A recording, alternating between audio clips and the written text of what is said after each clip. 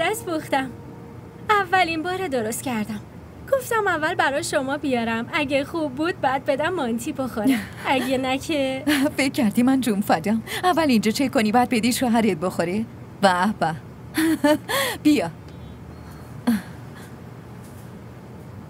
اونم از اینه خیلی دوست داشت،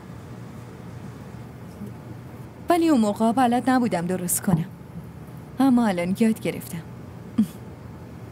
چرا اون موقع یاد نگرفتی؟ اون موقع خیانت رو یاد گرفته بودم. وقتی دنبال خیانتی نمیتونی آشپزی رو برای با وفاها یاد بگیری.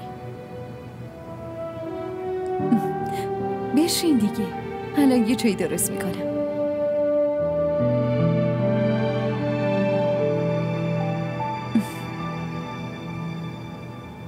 امروز بعد ماها آرزوی زندگی کردم. مانتی اومد گفت ممکنه بیادش اینجا. منم که زود حرفش قبول کردم. از اون موقع تا الان منتظر دیدارشم. اگه یه وقت نیومد چی؟ خودم میدونم نمیاد. بی وفا رو کافر میدونه. کسی میره ملاقات یه کافر؟